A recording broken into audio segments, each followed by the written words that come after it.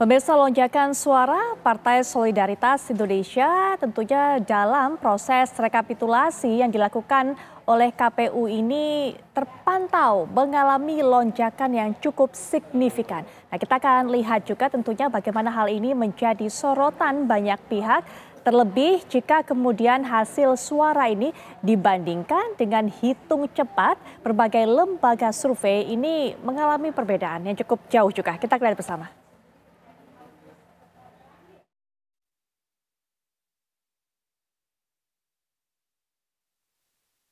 Tanyakan ke KPU.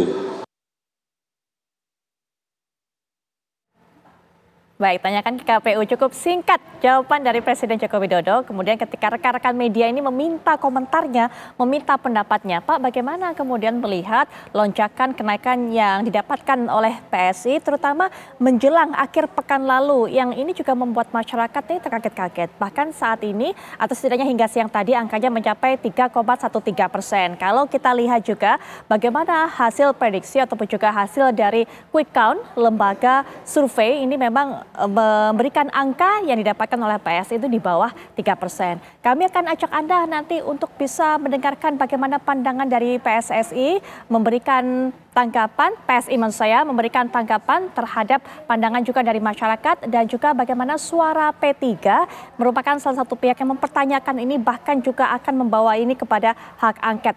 Saya akan perkenalkan para narasumber yang sudah hadir bersama saya akan memberikan pandangan politiknya, yaitu Mas Hendri Satrio. Assalamualaikum warahmatullahi wabarakatuh. Mas Hendri, selamat malam.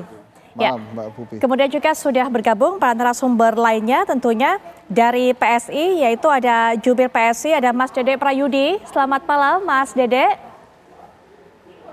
Baik, kemudian juga ada Mas Awi dari P3 selaku Ketua DPP P3. Mas Awi, Assalamualaikum warahmatullahi wabarakatuh. Waalaikumsalam Putri. Baik. Dede. Ya, kemudian juga ada pengamat pemilu yang juga merupakan mantan komisioner KPU, yaitu Pak Putu Arte, yang mungkin nanti akan juga bergabung dalam perbincangan ini. Tapi saya akan langsung saja memberikan kesempatan kepada Mas Awi. Temuan di lapangan seperti apa, Mas Awi? Karena yang kami dapatkan informasi juga di dapilnya Mas Awi saja, dapil Jatim 11 ini juga banyak suara yang beralih dari suara P3, suara Mas Awi kepada kemudian beralih kepada PSI. Mas Awi mungkin bisa bercerita lebih lanjut mengenai hal ini. Ya, terima kasih Putri. Tentu kami berbicara itu berbasis data, tidak hanya tuduhan-tuduhan tanpa bukti. Memang kita telusuri ke bawah, ada anomali-anomali. Kenapa suara P3 itu direkap jadinya turun dibanding dengan C1 hasil salinan. Sementara ada partai yang mengalami kenaikan signifikan. Termasuk juga di dapil kami, di dapil saya itu ada beberapa TPS itu mengalami pergeseran suara.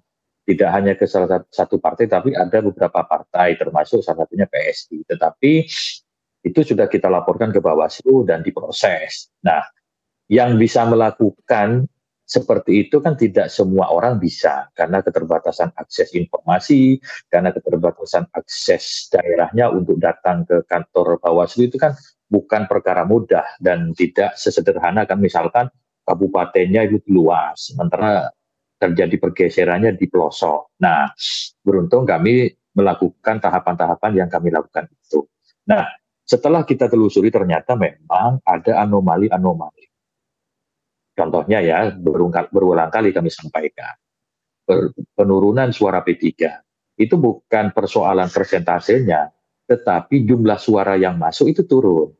Bahkan di tanggal 28 Februari itu ada penurunan suara sekitar 38.000. Baru kita sampaikan keberatan kepada KPU untuk dilakukan koreksi kalau ada kesalahan-kesalahan. Dan seperti disampaikan oleh KPU bahwa ada sinkronisasi data dari Sirekap akibat salah baca sistemnya atau seperti apa itu algoritmanya di situ. Tentu KPU yang tahu mekanismenya. Tapi namun demikian itu kan bukan berarti selesai di situ. Tentu terus kita kawal bersama-sama. Nah, pada saat yang sama kita bandingkan juga data-data di sejumlah media sosial kan sudah banyak beredar itu. Ada perbedaan suara yang cukup signifikan. Bahkan terbaru tadi saya mendapatkan data barusan di Kabupaten Subang ada perbedaan antara jumlah C1 dengan jumlah C1 hasil dengan di Sirekap gitu. Itu kan sesuatu yang tidak perlu terjadi. Termasuk juga hasil rekapitulasi di tingkat kabupaten itu ternyata datanya berbeda dengan Sirekap. Maka kemudian kami selalu ingatkan kepada KPU bahwa Sirekap itu hanya alat bantu, jangan dijadikan rujukan. Jangan dijadikan hasil, karena sesuai dengan ketentuan Undang-Undang 7 2017 bahwa pasal 393 hasil pemilu itu adalah hasil penghitungan secara berjenjang, yang mana di sana ada saksi-saksi partai politik. Yang kami ingatkan kepada KPU bahwa Sirekap ini dibiayai oleh APBN, harusnya infrastrukturnya dan proses inputnya dilakukan secara benar, disiapkan secara matang sehingga tidak ada kesalahan-kesalahan seperti hari ini dan menyebabkan kegaduhan-kegaduhan politik. Akhirnya yang terjadi saling curiga. Publik akan bertanya-tanya karena di satu sisi suara P3 turun, di sisi yang lain ada suara partai lain naik secara signifikan. Itu kan membuat pertanyaan-pertanyaan. Akhirnya apa yang terjadi hari ini, hampir seluruh media itu mengulik itu, membandingkan di data dibuka per TPS di sejumlah titik-titik tertentu yang dianggap adanya penggelembungan. Akhirnya kan menjadi rame seperti yang terjadi hari ini. Beruntung KPU itu segera sigap untuk menyadari posisi itu, kemudian menegaskan bahwa yang dihitung secara resmi adalah hasil rekapitulasi suara atau penghitungan secara berjenjang. Adapun Sirekap itu hanya alat bantu. Problemnya di masyarakat, Sirekap itu kan dianggap hasil resmi. Kenapa? Karena dikeluarkan oleh KPU. Kan kita tidak bisa memaksa masyarakat untuk berbeda pendapat dengan mengikuti, mengamini apa yang disampaikan oleh KPU ataupun oleh partai, karena masyarakat itu memiliki asumsi tersendiri karena mereka punya kebebasan berpikir yang independen. Tapi karena Sirekap itu dikeluarkan oleh KPU, seolah-olah itu menjadi data resmi yang akan dihitung nanti.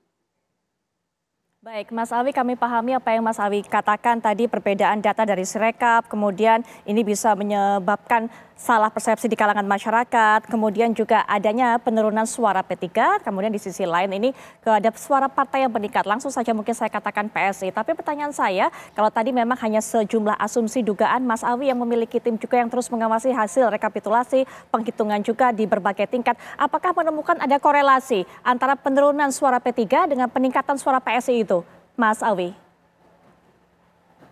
Ya, di beberapa tempat ada, tapi tidak menyeluruh ya, karena mayoritas modusnya itu penggelembungan pada partai tertentu itu kebanyakan suara tidak sah menjadi sah.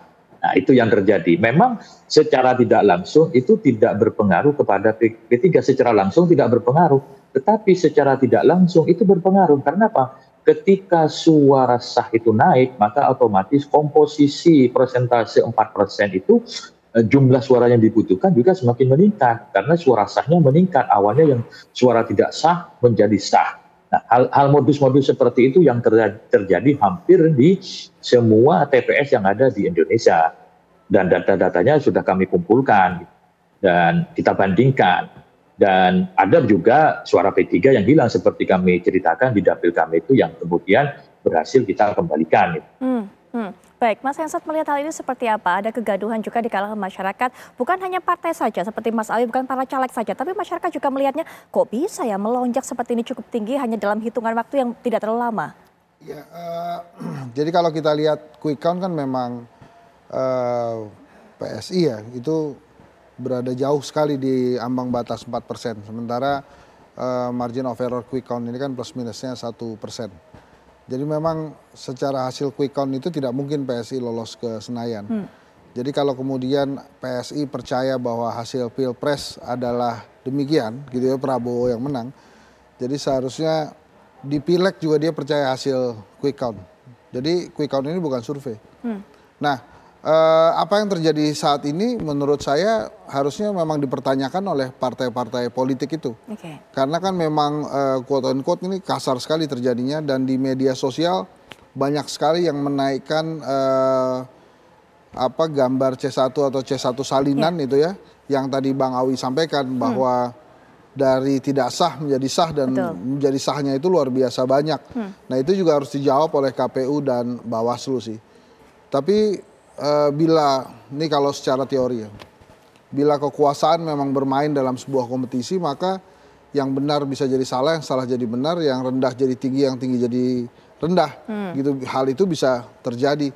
Tapi kalau kemudian ada suara yang bertambah, tapi kemudian ada suara yang berkurang, itu aneh sih. Tidak biasa terjadi. Makanya menurut saya hari ini yang paling dirugikan memang rakyat Indonesia ya, karena pada saat dia memilih itu tidak tercapture di KPU.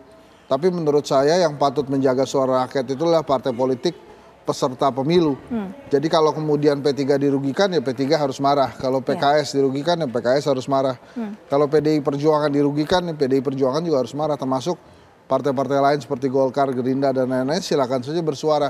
Kalau memang itu dirugikan maka hal-hal seperti ini itu terjadi karena masyarakat yang semakin kritis melihatnya. Jadi bukan tentang PSI lolos atau tidak, bukan. Tapi ini tentang bagaimana penyelenggaraan pemilu yang memang benar gitu. Yang kalau dalam Sumpah Presiden itu sejujur-jujurnya, seluruh-seluruhnya, seadil-adilnya. Jadi kita kesampingkan dulu siapa yang lolos Senayan, siapa yang kalah, siapa yang menang, siapa yang mendapat kursi terbanyak. Tapi penyelenggaraan pemilu ini harus benar dulu. Kalau memang ternyata penyelenggaraan pemilunya jauh dari benar ya, jauh dari lurus gitu ya, sebaiknya memang ada hal-hal yang diambil oleh para lembaga negara untuk meluruskan hal ini. Jadi kalau kemudian ada hak angket kah, kemudian ada pertanyaan-pertanyaan dari partai-partai politik lain, itu menurut saya sih wajib dan harus dilakukan ya. Karena jangan sampai kemudian setelah diumumkan baru kemudian ada protes-protes yang menurut saya juga tidak terlalu banyak berpengaruh. Nah satu lagi, kita punya pengalaman di tahun 2019 KPU mengumumkan hasil pemilu tuh malam-malam, tengah malam gitu ya. Nah menurut saya tantang KPU untuk tidak melakukannya lagi. Supaya masyarakat juga memonitor secara aktif hasil pengumuman KPU, baik itu hasil Pilpres maupun hasil Pileg. Sehingga tidak ada kecurigaan-kecurigaan lagi. Nah kalau tentang kekisruhan dalam suara PSI yang mendadak naik, wajar kalau kemudian masyarakat mengkaitkannya dengan kehadiran Kaisang di sana dan lain-lain. Tapi menurut saya ulang saya lagi Mbak Putri, yang harus marah adalah partai politik. Jadi kalau P3 kemudian hari ini komplain dan marah serta menyampaikan keberatan, sudah melaporkan ke Bawaslu, itu satu langkah maju. Karena jangan sampai kemudian yang diambil oleh P3 adalah supaya saya tidak diganggu, saya gabung ke koalisi pemenang aja. Nah jangan sampai begitu juga arahan tindakan yang dilakukan. Tapi Mas Awi sudah benar melaporkan ke Bawaslu, kemudian memantau proses laporannya gitu. Bukan kemudian bergabung supaya tidak diganggu. Ini menarik juga kalau kita melihat bagaimana langkah-langkah partai-partai politik dengan beberapa kejadian yang terjadi belakangan ini. Tapi nanti setelah jeda kita juga akan berikan kesempatan kepada PSI yang hadir juga secara daring dalam perbincangan ini untuk bisa menjelaskan dan juga memberikan tanggapan terhadap pandangan, kecurigaan dan juga dugaan masyarakat melihat lonjakan suara yang dimiliki ataupun juga didapatkan oleh PSI. Termasuk juga unggahan-unggahan masyarakat yang memberikan data bahwa angka yang berbeda ditunjukkan formulir C1 Plano dengan angka ditunjukkan oleh Sirekap KPU. Sesaat lagi.